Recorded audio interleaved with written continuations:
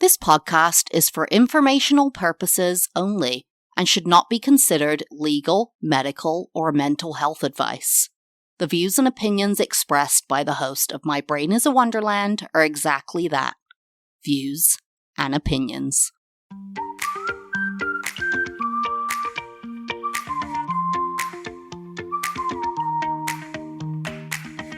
This is Emily Ruth Henderson, and I'm the host of My Brain is a Wonderland, the podcast for neurodivergent women and the people who love them. In 2020, after a hellish pandemic, I was diagnosed with ADHD and autism. Surprise! Now, I am passionate about reaching other women just like me who've been pushed aside, ignored, and misdiagnosed for far too long. Every week, I discuss my experience navigating my 30s with these two life-changing diagnoses. There'll be highs, there'll be lows, and everything in between when you join me for Season 4 of My Brain is a Wonderland.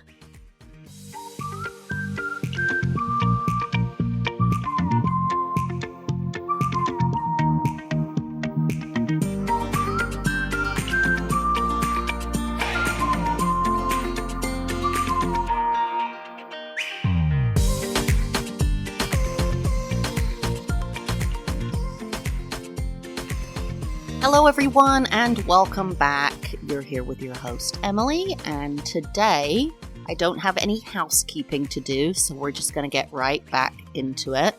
I did want to acknowledge the promise that I made about the Bumble. Well, was it a promise? I don't know, guys. I don't want to go back and hear if it was a promise, but I think I was maybe ruminating about it when I did that Bumble episode before the second hurricane in 2 weeks hit. And I evacuated for the second time in 2 weeks, for the love of God. I did talk about doing another episode on that. I want to let you know I haven't forgotten that.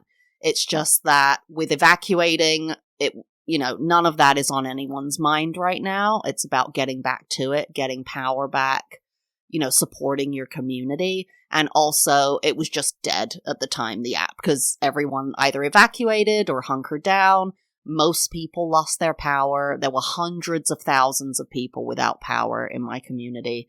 And there's people still without internet, some people still without power, I believe. And so just wanted to acknowledge that. But today I wanted to talk about my experience with being diagnosed with Irritable Bowel Syndrome, or IBS, in addition to having ADHD and autism.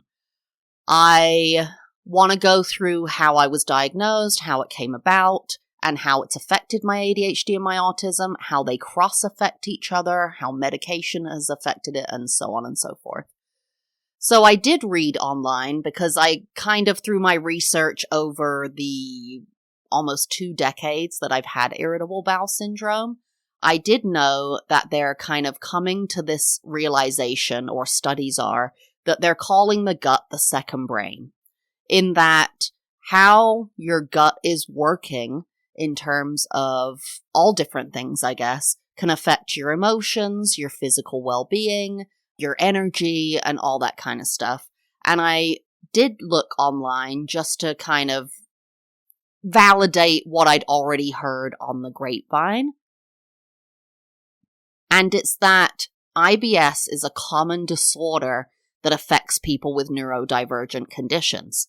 And I got this from Google, and which I already knew, I just kind of wanted to, show your sources or whatever. What's my source, Google? Well, but there was a 2022, so only 2 years ago, research on autistic children and adolescents to do with IBS and things of that nature, and they are much more likely to have digestive issues than neurotypical children and adolescents. So that's interesting, right? It seems like it's kind of a comorbid thing. Kind of like we say if you have autism, you're more than likely to have maybe something else, like ADHD, like I do, and I also have Irritable Bowel Syndrome.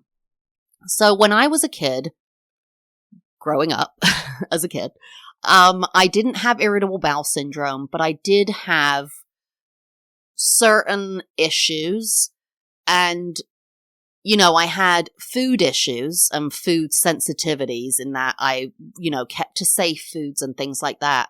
But I wonder if also there's an element of that related to if I drank a sugary drink, right? That maybe also I was like, oh, I don't like this. It's weirding out my senses. But also did it affect my body negatively, which made me not want to eat it again or drink it again. Because in England, there's something called a full English, like a fry-up, you have for breakfast. Not every day. If you have it for every day, you got to be a construction worker or something, because it's sausages, bacon, baked beans, black pudding, tomatoes, mushrooms, fried bread, fried eggs. Like it's a real, full on go to IHOP the works type deal. And I could not ever eat that growing up. I hated it. It was too greasy. It made me nauseous. It wasn't that I didn't like all of those elements separately and found them delicious, but because everything was fried, I would always get nauseous.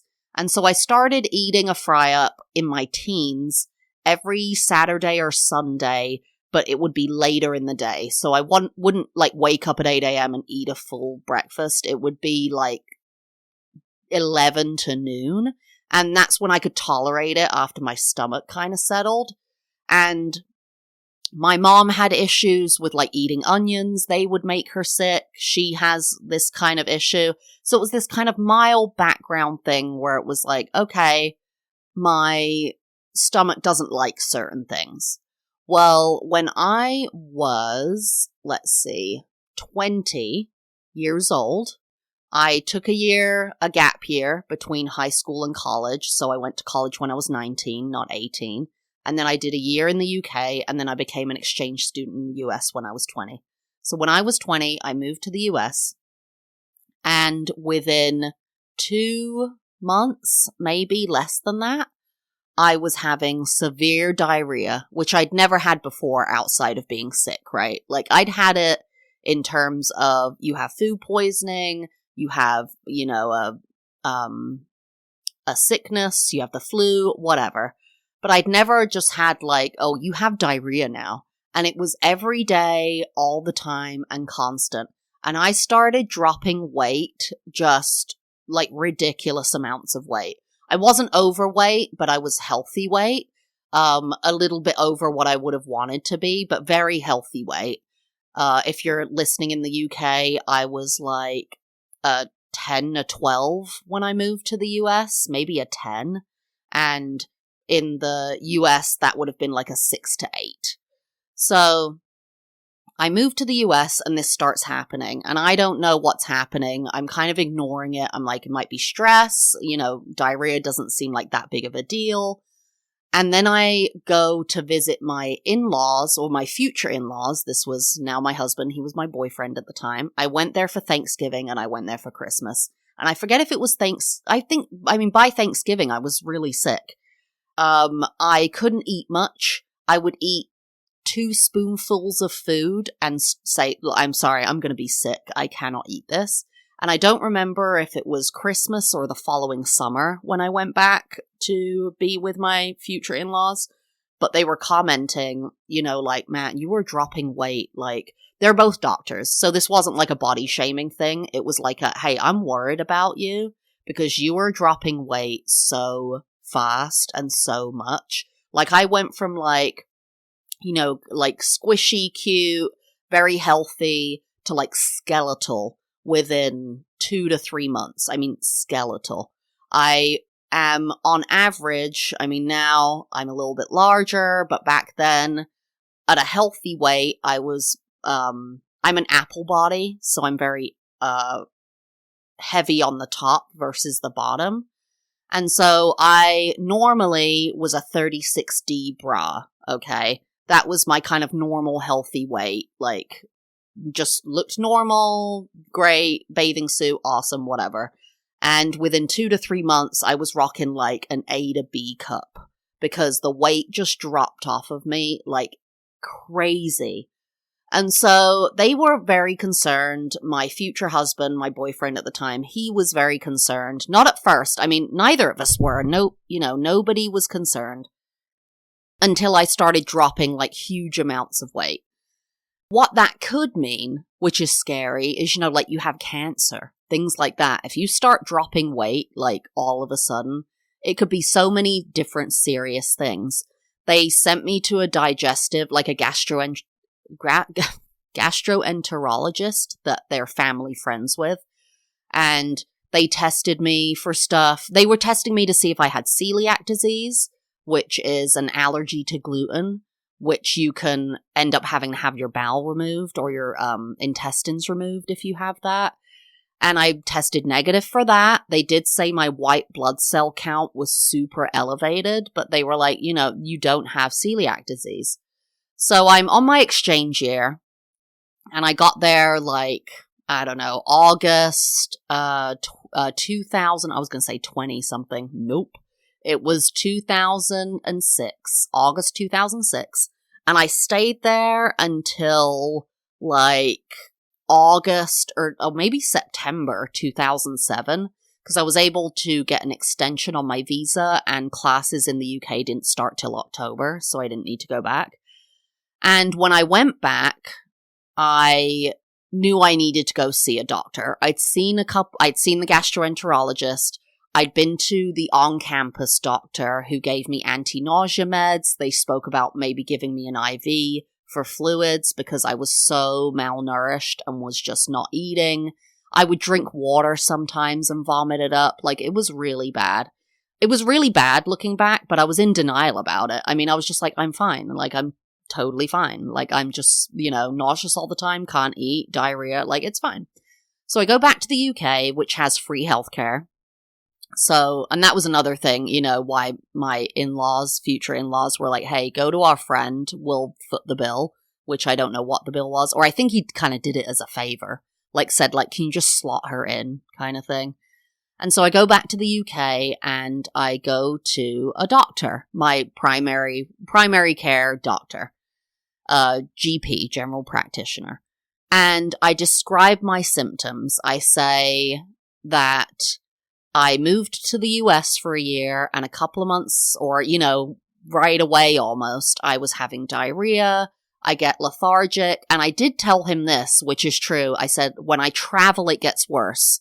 So when I fly on planes, when I, then it's like really kicks in. And he goes, oh, it sounds like you have irritable bowel syndrome.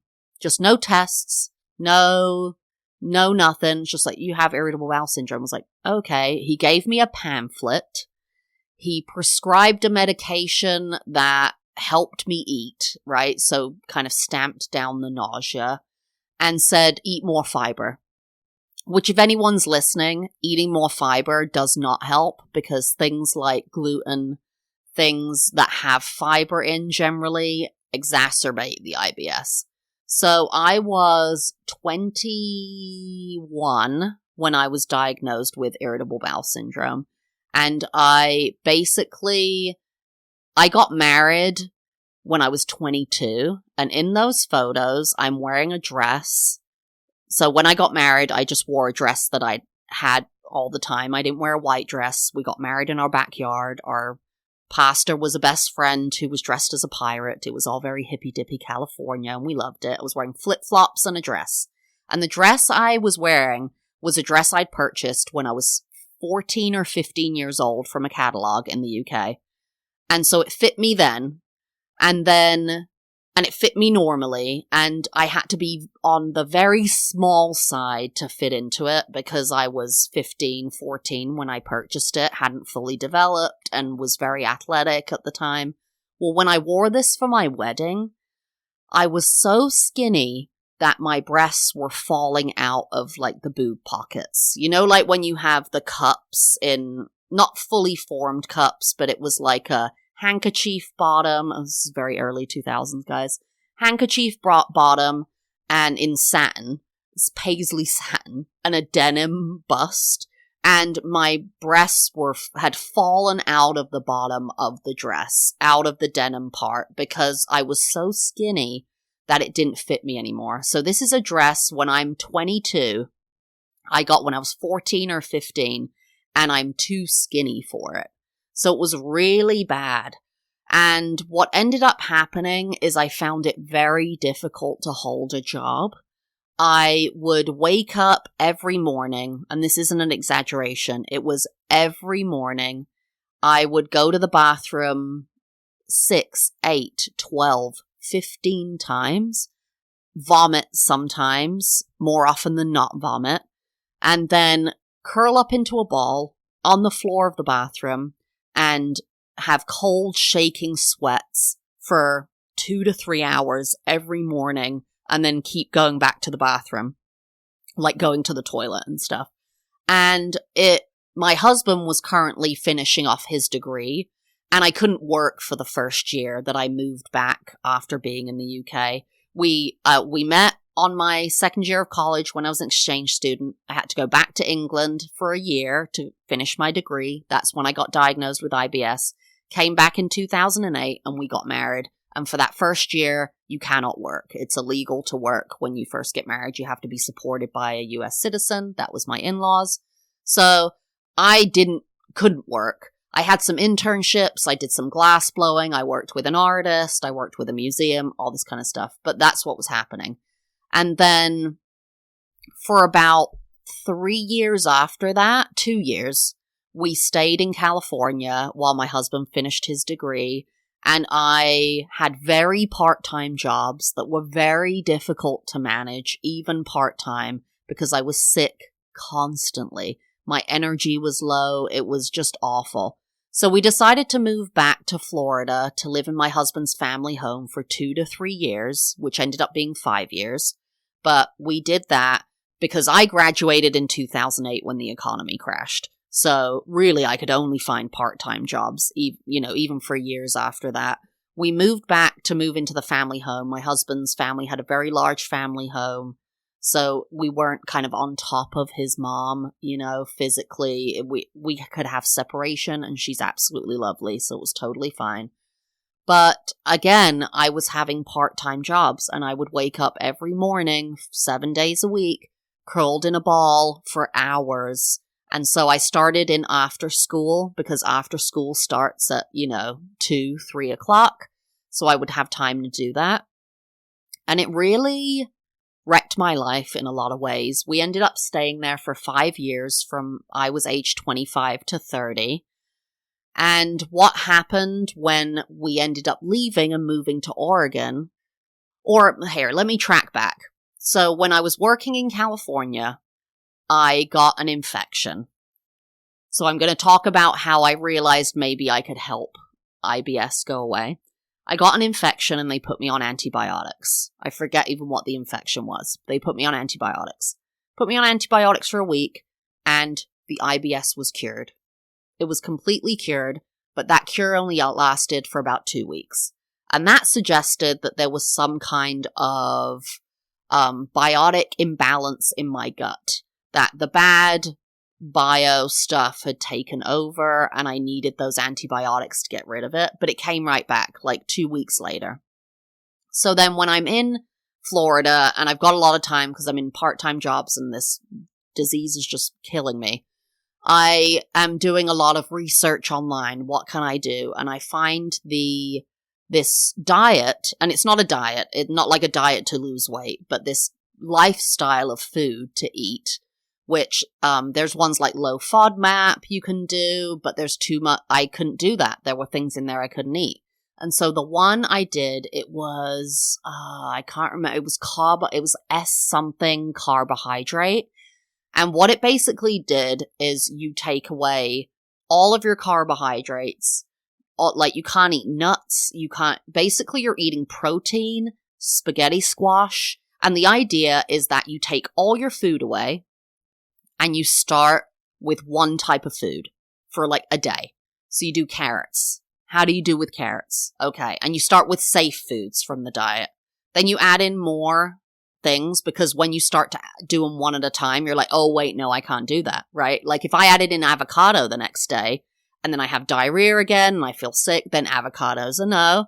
And actually avocado is something I'm not supposed to eat. Can't eat potatoes, like all these things. And you have to keep a diary so you can kind of track what is and isn't working. Did that, and then as you're doing that, you're supposed to go on a heavy course of antibiotics for like 2 weeks, a certain kind of antibiotics, to knock out this bio problem in your gut while you are doing this diet to reintroduce foods that are fine for you.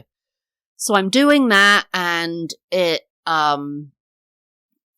can't tell if it's working. It didn't fully put me back to where I needed to be, but I felt healthier. I dropped weight again like crazy because I removed all carbs. And then in March, so I started that probably in November of 2015. Then in March of 2016, me and my husband went on a 10-week traveling around the US, Canada, and Guatemala. And the Caribbean. And first place we go is to Jamaica, which we've been to a bunch of times, and we love Jamaica. We go there, and I'm off my meds, I'm eating whatever, and I'm cured. I'm cured. It's gone again. I'm regular. I'm not nauseous. I can eat whatever I want to eat. And that ended up lasting for like 2 months, maybe. And then again, reverted back. So it was this ongoing, like, I know there's a cure. I know I can get there, but how come I can't get there, right? So we moved to Oregon, and we stay there for 3.5 years, and we moved back to Florida. And if you've listened to the previous podcast episodes where we know I got diagnosed in 2020 after the pandemic, and you hear it in my intro, hellish pandemic, dumpster nightmare. And I'm like, what is going on? Why am I falling apart? And get diagnosed with ADHD and autism and depression and anxiety and like a whole host of other things. Other things as in like 3 phobias and stuff, not other conditions like OCD or anything like that. But they decide to put me on Lexapro, and they put me on the highest dose of Lexapro. And again, go back and listen to my medication episodes about that. It didn't end up working out. I couldn't feel a thing emotionally or physically. And also it started attacking my liver. So I had to come off it. It was all horrible. However, when I was on the Lexapro, which is to help with anxiety, right? My stomach got better. So my IBS got better. My diarrhea went away. I was not nauseous anymore, and I was doing a lot better. And actually, I don't think it's that I've grown out of it, but I think that episode where I did the diet in 2015-16 and the really heavy dose of antibiotics, and then again, because I was pretty fine after that. I mean, I was still having diarrhea, still had nausea from traveling, things like that, but I wasn't, on the floor in a ball every morning for hours. But along with that, adding in the Lexapro years later really just kind of put me on a new level, and I had to come off that. But I would love to hear from other people about whether you are neurodivergent and have IBS, and whether you've taken pills for your neurodivergency and that's positively affected your IBS. Because, again, they talk about it being the second brain. And so anxiety and neurodivergent conditions affect your gut and vice versa. They feed into each other. And that's another thing I found with my ADHD, in that if I can have a high protein diet, really back off the carbs, which I hate because I love bread, I love pasta, I love rice. They're some of my safe foods. But if I back off of those and lean into the protein, the veggies, the smoothies, that kind of thing, my gut does a lot better and my brain is a lot clearer. And it's not to say that it cures my neurodivergency. It's not to say that if I had the healthiest diet ever, I'd be able to, understand people's emotions and not be hyperactive. But it does make it a little bit easy, a little less foggy, a little easier to manage. So I'd love to hear from other people if you've had that experience, because it's kind of annoying that the IBS kicked in when I was like 20 or whatever. I mean, I've always had ADHD and autism, but I have a feeling it's always kind of been there. And then also, Did the stress of traveling bring it on? Like going to a whole new country to have a whole new life? I mean, I went to China for 4 months and it didn't do it then, and that was pretty stressful. But what is that? And they need to do so many more studies. Like, it's crazy to me, the one study I can pull online about IBS and autism is one from 2022. They just haven't delved into what is going on. So I'd love to hear anecdotally if anyone else has had that issue. If there's any other medications that you've taken for your brain and your neurodivergency, your anxiety, your depression that have helped with your IBS, because I'd love to hear that as well, because I'd love to get the 1-2 punch, let's deal with some ADHD, let's deal with this IBS. But it's been really difficult to deal with, and the judgment. I mean, if, ADHD and autism, you cannot tell anybody. IBS, you can kind of tell some people, but it's embarrassing because it's like everyone knows, oh, you have diarrhea all the time, blah, blah, blah. And when you talk to people about it, they think it's nothing.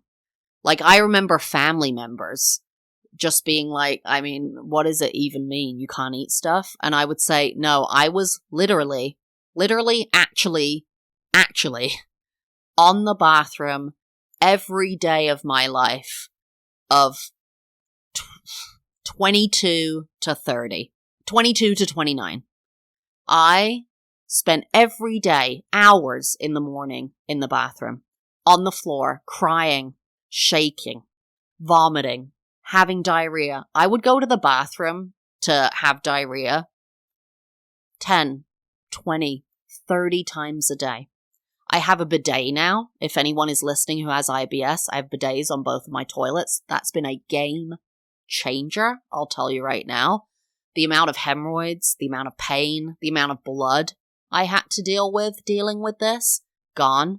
Because you just blast it with cold water, you're clean, dry off, you're good. So I really recommend that as well. But yeah, really would love to hear from some other people who've gone through this, because I've met some people with IBS, but they never admit to having neurodivergency, or they don't know.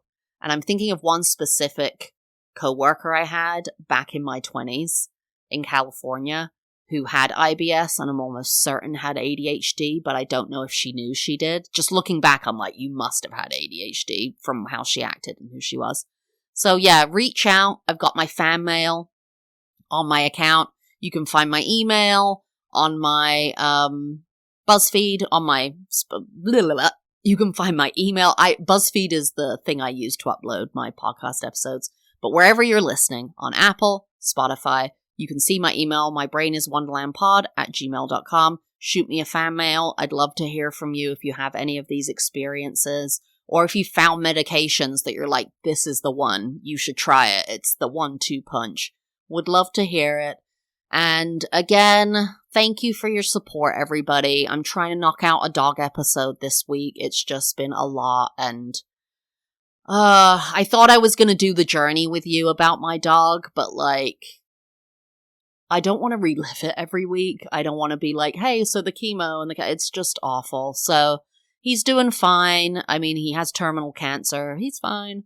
But I just need to be prepared to do that episode because I'm going to bawl like a baby. So thank you so much for your support. Thank you for being here. And if I don't see you again this week for an extra episode, I will see you again next week for season 4 of My Brain is a Wonderland Anti-Hurricane. Bye-bye.